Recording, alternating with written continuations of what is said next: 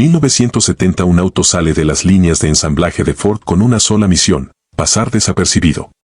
No fue pensado para acelerar fuerte, ni para tomar una curva con estilo, ni para que alguien lo mirara 2 veces en un semáforo. Su nombre era Pinto, y su propósito era simple: llevarte del punto A al punto B por el precio más bajo posible. $1900. Esa era toda su carta de presentación. Nada de lujos, nada de potencia, nada de orgullo. Solo 4 ruedas, un motor modesto y una carrocería que ni sus propios ingenieros defenderían con entusiasmo. Para la mayoría de la gente en Estados Unidos, el Pinto representaba justo lo que Detroit estaba viviendo en ese momento: una industria acorralada. Las aseguradoras subían las primas para castigar a cualquier cosa con demasiados caballos de fuerza. Las nuevas regulaciones de emisiones le cortaban las alas a los motores grandes. La era dorada del músculo americano se apagaba, y en su lugar quedaban autos como el Pinto, pequeños, tímidos, resignados a una vida sin gloria. Pero hay una regla no escrita en el mundo de los autos: donde todos ven basura, alguien más terco encuentra una promesa. Ese alguien se llamaba Jack Stratton, y no era un ingeniero de traje ni un diseñador de fábrica. Era el gerente de ventas de una agencia Ford en Arcadia, California. Un hombre que vivía entre papeleo, clientes y catálogos, pero que por dentro cargaba la obsesión de alguien que ha soñado toda su vida con motores. Stratton no quería vender autos. Quería construirlos. Y cuando miró al Pinto, no vio un fracaso comercial disfrazado de auto económico. Vio algo que casi nadie más se detuvo a notar: pesaba apenas 900 kilos. 900 kilos. Para un auto americano de esa época, eso era casi una anomalía. Más liviano que el Chevrolet Pega. Más corto que el propio Ford Maverick. En un mundo obsesionado con motores enormes y carrocerías pesadas, el Pinto tenía algo que ningún otro compacto de Detroit ofrecía: la base perfecta para un deportivo ligero, ágil. Capaz de bailar en curvas donde los autos grandes solo podían sufrir. Stratton no tenía el respaldo de un departamento de ingeniería. No tenía presupuesto ilimitado, ni el visto bueno de Dearborn. Tenía una idea, una agencia, y la certeza incómoda de que estaba a punto de intentar algo que sonaba absurdo en voz alta: convertir el auto más despreciado de Ford en un cazador de deportivos importados. No un músculo americano. No otro V8 aplastando el asfalto. Algo distinto. Algo que nadie había probado todavía con esta receta exacta. Porque para vender esta locura, primero tendría que resolver el problema más obvio: nadie toma en serio a un Pinto. Y si quería que este auto compitiera de verdad contra un Porsche 914 o un Datsun 240Z, la transformación tendría que empezar por lo más superficial y terminar en lo más profundo. La cara. El chasis. El corazón. Todo tendría que cambiar. Lo que Stratton no sabía todavía era que esa decisión, tomada casi como una apuesta personal, terminaría creando uno de los autos más raros, más rápidos y más olvidados de la historia americana. Un fantasma mecánico que hoy casi nadie recuerda. Su nombre: el Pinto Pangra. Y todo comenzó, como suelen empezar las mejores historias de autos, con una idea que sonaba imposible. Antes de tocar un solo tornillo del motor, Stratton sabía que tenía que resolver un problema todavía más urgente: nadie podía tomarse en serio a un Pinto con cara de Pinto. Podía instalarle la suspensión más sofisticada del mundo, el motor más ingenioso jamás modificado, y aún así, en el momento en que alguien lo viera estacionado junto a un Porsche, la comparación moriría antes de empezar. La batalla, primero, se libraría en la mirada. Para eso llamó a Bob Crow, un especialista en fibra de vidrio con fama de moldear casi cualquier fantasía automotriz con sus propias manos. Juntos decidieron que el frente aplastado y genérico del Pinto tenía que desaparecer por completo. En su lugar, diseñaron una nariz nueva, afilada, agresiva, con una línea que recordaba más a un Corvette C3 que a cualquier cosa salida de una línea de ensamblaje económica. El nuevo frente estiraba la silueta del auto casi 25 centímetros más de lo normal y escondía dentro de sí un detalle que convertía a cualquier espectador casual en un creyente: faros ocultos, retráctiles, accionados por una palanca manual, que se levantaban como párpados de un animal despertando. Las defensas desaparecieron. Los guardafangos se adelgazaron. El perfil completo del auto se volvió más bajo, más tenso, más peligroso. De pronto, ese Pinto que antes pasaba desapercibido en cualquier estacionamiento empezaba a robarse miradas. La parte trasera, sin embargo, se quedó casi intacta, fiel a su origen humilde, como si el auto llevara dos personalidades distintas cosidas a la fuerza. Adelante, un depredador. Atrás, todavía el eco de un auto de $1,900. Pero Stratton entendía algo que muchos tunes de garaje ignoraban en esa época: un auto no se convierte en deportivo por su apariencia. Se convierte en deportivo por cómo se comporta cuando alguien lo empuja al límite en una curva cerrada. Y ahí, la suspensión original del Pinto era, en el mejor de los casos, aceptable para ir al supermercado. Nada más. Trabajando junto a la marca de amortiguadores Koni, Stratton rediseñó por completo la geometría de suspensión del auto. Bajaron la altura casi 5 centímetros. Instalaron amortiguadores ajustables. Montaron rines de magnesio de casi 18 centímetros de ancho, algo poco común incluso en autos deportivos genuinos de la época. El resultado, según los propios folletos de la agencia Huntington Ford, era un auto capaz de generar hasta 0.874 gramos de fuerza lateral antes de perder tracción en una prueba de patinaje. Para ponerlo en perspectiva, un Porsche 914 y un Datsun 240Z, los rivales que Stratton tenía en la mira, apenas alcanzaban 0.73 gramos en las mismas condiciones. En otras palabras, sobre el papel, este Pinto modificado ya doblaba en agilidad a los deportivos importados que se suponía debían humillarlo. Pero la ironía era brutal: todavía no tenía corazón. Todavía cargaba el mismo motor tímido de fábrica, un 4 cilindros de 2 litros que apenas rozaba los 90 caballos de fuerza en un buen día. Un chasis de cazador con el motor de una presa. Stratton lo sabía. Había resuelto la apariencia. Había resuelto el comportamiento en curva. Pero sin potencia real, todo lo demás era una promesa vacía, una carrocería agresiva escondiendo la misma timidez de siempre bajo el cofre. Y ahí, justo ahí, comenzaría la parte más arriesgada de todo el proyecto: encontrar la forma de casi duplicar la potencia de ese motor sin romper el equilibrio que tanto esfuerzo les había costado construir. Y sin agregar el peso que arruinaría la ligereza que hacía especial a este auto desde el principio. La respuesta no vendría de Detroit. Vendría de un hombre que llevaba años jugando con turbocompresores cuando casi nadie en Estados Unidos entendía bien de qué se trataba esa tecnología: A.K. Miller, una leyenda silenciosa dentro de ese mundo. Alguien que sabía algo que la mayoría de los ingenieros de la época apenas empezaba a considerar. Que la potencia no siempre tiene que venir de más cilindros o más litros. A veces puede venir del aire mismo, comprimido, forzado a entrar con más fuerza de la que la naturaleza le habría dado jamás. Stratton sabía que instalarle un V8 al Pinto habría sido la salida fácil, el camino que ya otros habían intentado con el Chevrolet Pega. Pero meter un motor pesado en la punta delantera de un auto diseñado para ser liviano habría arruinado exactamente lo que hacía especial a este proyecto: la agilidad. Un Pinto con V8 dejaría de ser un cazador ágil para convertirse en un torito nervioso, pesado donde antes era ligero. La respuesta tenía que mantener el motor pequeño. Tenía que ser más inteligente que fuerza bruta.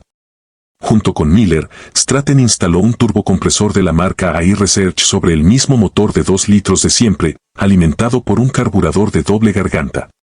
El resultado fue casi una travesura de la física: el motor que apenas entregaba 90 caballos de fuerza en su versión de fábrica ahora rugía con 175. Casi el doble. Sin agregar cilindros.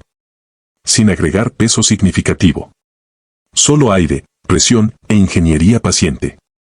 Pero esto no era un simple parche de garaje atornillado sin cuidado.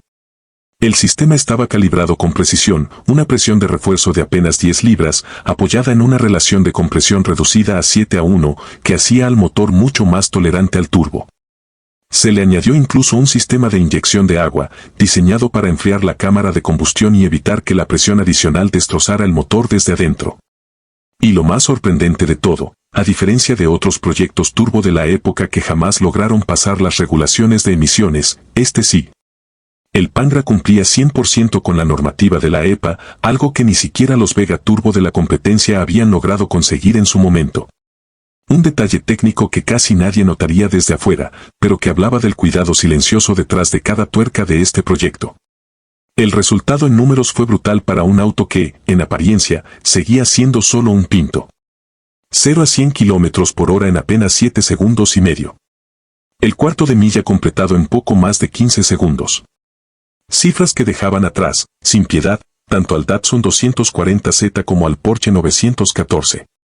El auto que nadie tomaba en serio en el estacionamiento ahora los dejaba atrás en la pista, y lo hacía sin necesidad de gritar su transformación a través de un escape ruidoso o una pintura llamativa.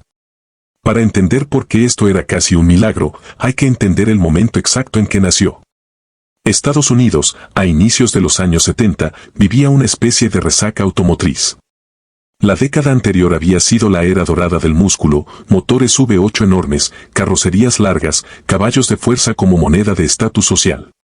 Pero esa fiesta se estaba apagando rápido. Las aseguradoras castigaban con primas altísimas a cualquier auto que oliera a velocidad.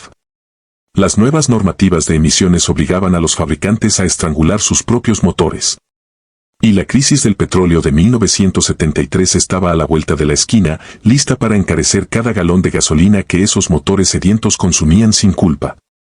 En ese contexto, Detroit entero parecía rendirse. Los ingenieros dejaban de perseguir la velocidad y empezaban a perseguir la eficiencia. Para el entusiasta promedio, esos años se sintieron como un funeral silencioso, el del músculo americano. Y fue exactamente en ese funeral donde Jack Stratton decidió no llorar, sino apostar. Mientras otros veían el fin de una era, él vio el comienzo de otra distinta, una donde la velocidad no dependería de litros de cilindrada, sino de ingenio. No hubo un gran departamento de ingeniería de Ford detrás del Pangra.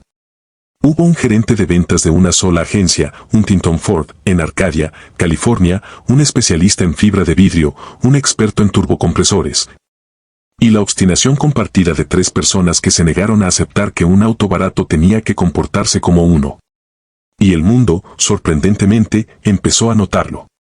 En enero de 1973, algo insólito ocurrió, el Pangra apareció en la portada de la revista Motor Trend, una de las publicaciones automotrices más respetadas de Estados Unidos. No estaba ahí como una curiosidad de garaje relegada a una nota al pie. Estaba ahí para enfrentarse, en una prueba comparativa directa, contra el mismísimo Porsche 914. Un auto derivado del Pinto, el subcompacto más despreciado del catálogo americano, compartiendo portada y pista con un deportivo alemán de verdadera cuna. Imagina, por un segundo, lo que eso significó en ese momento. Un lector cualquiera, hojeando el puesto de revistas, viendo algo que su cerebro se resistía a procesar, un Pinto, modificado por un vendedor de agencia en California, midiéndose de igual a igual contra un deportivo europeo con décadas de ingeniería detrás. No era una broma. No era clickbait de la época. Era una prueba real, con números reales, publicada por gente que no tenía ningún interés en inflar la reputación de Stratton. Ese fue, probablemente, el momento más dulce de todo el proyecto. La validación pública que Stratton nunca pidió, pero que sin duda necesitaba para que el mundo dejara de verlo como un vendedor con delirios de grandeza y empezara a verlo como lo que realmente era, alguien que había encontrado, de forma casi artesanal, una fórmula que ni la propia Ford había sabido ver en su producto más humilde. Pero como toda historia de garaje nacida contracorriente, el Pangra jamás tuvo el respaldo financiero, ni la ambición de escala, para convertirse en un fenómeno masivo. No había una línea de producción esperando ensamblar miles de unidades. No había un plan de distribución nacional, ni publicidad en televisión, ni el peso de Dearborn empujando el proyecto hacia adelante. Todo, absolutamente todo, dependía de una sola agencia, un puñado de manos capacitadas y la voluntad de clientes dispuestos a apostar por algo que la mayoría de sus vecinos jamás habían escuchado nombrar. Por eso el Pangra se vendió bajo un esquema poco convencional, casi artesanal. Quien quisiera podía comprar el auto ya ensamblado directamente en un Huntington Ford, con asientos recaro de respaldo alto, consola y tablero especiales, todo instalado de fábrica por un precio cercano a los $5,000. Pero también existía otro camino, más íntimo, comprar los kits por separado y construir tu propio Pangra en casa, pieza por pieza, con tus propias manos, en tu propio garaje. El primero de esos kits era puramente cosmético, la carrocería frontal de fibra de vidrio, con capó revisado, parrilla nueva y faros ocultos operados por una palanca dentro del habitáculo. El segundo nivel sumaba los asientos recaro, instrumentación adicional y ruedas más anchas.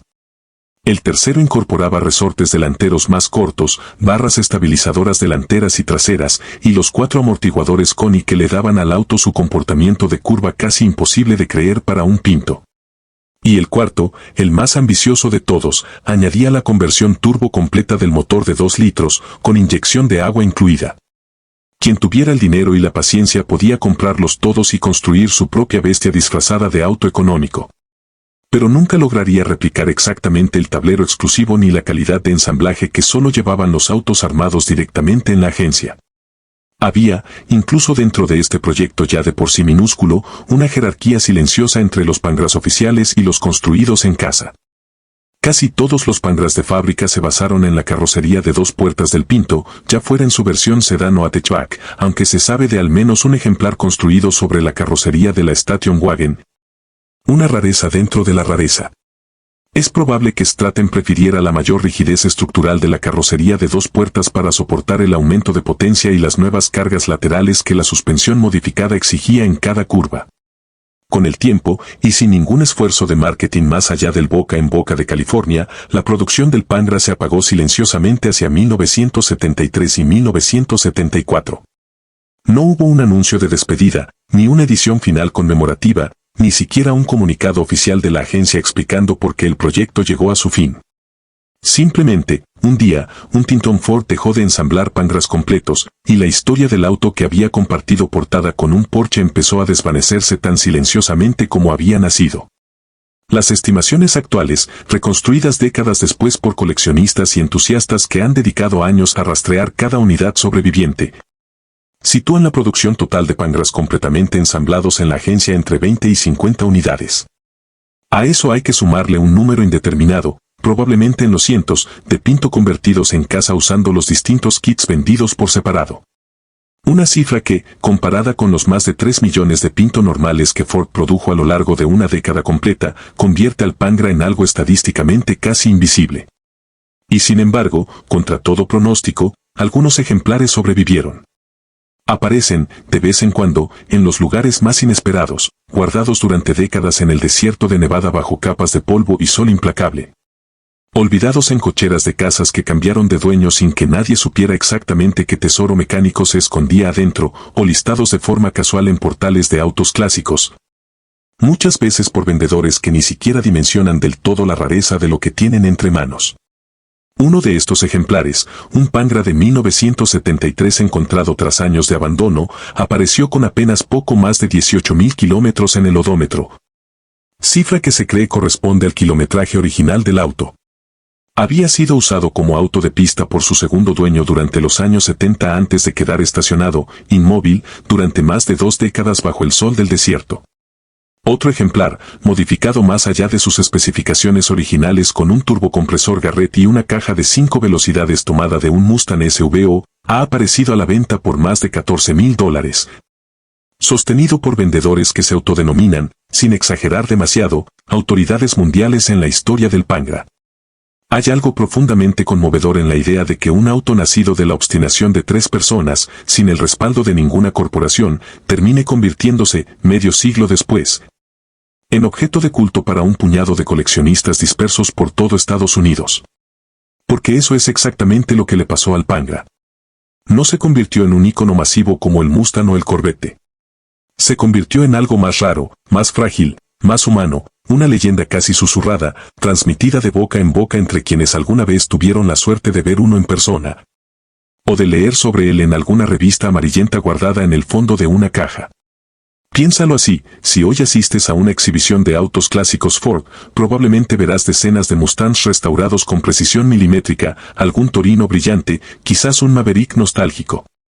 Pero la probabilidad de toparte con un Pangra genuino, con la carrocería frontal original de fibra de vidrio y el motor turbo intacto bajo el cofre, es tan baja que muchos entusiastas de Ford llevan décadas en la afición sin haber visto jamás uno con sus propios ojos. Y esa es, quizás, la parte más fascinante de toda esta historia. El Pangra no necesita ser famoso para ser importante. No necesita aparecer en documentales de streaming ni tener una fanaticada organizada en redes sociales. Su valor real está en lo que representa, la prueba silenciosa de que, incluso en los años más oscuros para el desempeño automotriz americano, siempre hubo alguien dispuesto a desafiar el consenso. Alguien capaz de ver, en el auto más ridiculizado del mercado, la materia prima de algo extraordinario. Jack Stratton nunca se convirtió en una leyenda del tamaño de Carroll Shelby. Su nombre no aparece en los libros de historia automotriz que se venden en las librerías de aeropuerto. Pero para quienes conocen la historia completa del Pangra, Stratton ocupa un lugar muy particular, el de un hombre común, sin recursos extraordinarios, que decidió no aceptar el destino que Ford le había asignado a su auto más barato. Y que, contra toda lógica comercial, lo consiguió. Hoy, cuando alguien se topa por accidente con un Pangra, en un anuncio clasificado perdido, en una foto borrosa compartida en algún foro de entusiastas o de forma física en un estacionamiento de exhibición, la reacción suele ser siempre la misma: confusión, seguida de incredulidad, seguida de una pregunta casi obligada: ¿eso es un Pinto? Y ahí radica, quizás, la ironía más hermosa de toda esta historia. El Pangra fue diseñado precisamente para provocar esa reacción. Stratton nunca quiso esconder su origen humilde. De hecho, muchos de los anuncios originales de la agencia mostraban con total honestidad la base Pinto detrás del proyecto. No había vergüenza en el origen. Había orgullo en la transformación. Porque al final, esa es la verdadera lección que deja el Pangra medio siglo después de su creación: la grandeza no siempre nace de los recursos más grandes, ni de los presupuestos más generosos, ni del respaldo de las corporaciones más poderosas. A veces nace de una sola persona terca, mirando un auto que todo el mundo más había decidido ignorar, y preguntándose: ¿y si nadie más se ha molestado en ver lo que yo estoy viendo ahora mismo? Stratton hizo esa pregunta en 1970, sentado en su oficina de ventas en Arcadia, California, rodeado de un catálogo lleno de autos que nadie quería presumir. Y en lugar de aceptar la respuesta obvia, que un Pinto siempre sería solo un Pinto, decidió construir su propia respuesta, tuerca por tuerca, kit por kit, prueba de pista por prueba de pista. Hasta que la revista automotriz más influyente del país no tuvo más remedio que ponerlo en su portada, compitiendo de tú a tú contra un deportivo alemán con generaciones enteras de prestigio detrás. Y así termina, por ahora, la historia del auto que nadie esperaba, construido por un hombre que nadie esperaba que lo construyera. El Ford Pinto Pangra no salvó a Ford de la crisis del músculo americano. No cambió el rumbo de la industria automotriz de los años 70. No se convirtió en un nombre reconocido fuera de un círculo relativamente pequeño de entusiastas y coleccionistas dispersos por Estados Unidos. Pero hizo algo que muy pocos autos de su época lograron hacer: demostró, con números reales, con pruebas de revista reales, con victorias reales sobre la pista, que la velocidad y la elegancia mecánica no son propiedad exclusiva de las marcas con más historia o más dinero. Entre 20 y 50 unidades completas. Un puñado más construido en garages con kits comprados por separado. Ese es todo el legado físico que quedó de un proyecto que, durante un breve instante de principios de los años 70, logró que un Pinto, el auto más burlado, más barato, más olvidado del catálogo Ford, compartiera portada de revista con un Porsche 914, y lo hiciera sin necesidad de disculparse por sus orígenes humildes. Hoy, si alguna vez te encuentras con un Pinto de aspecto extraño en una exhibición, en un garaje olvidado, o incluso estacionado discretamente en una calle cualquiera, tómate un momento para mirarlo con más atención. Podría ser, sin que nadie más a tu alrededor lo sepa, uno de los pocos Pangras que sobrevivieron al paso del tiempo. Y si lo es, estarás frente a algo mucho más grande que un simple auto raro. Estarás frente a la prueba silenciosa de que, a veces, la verdadera velocidad no necesita anunciarse a gritos. Solo necesita que alguien, en algún momento, se atreva a mirar más allá de lo obvio y decida construir lo que todos los demás dieron por imposible.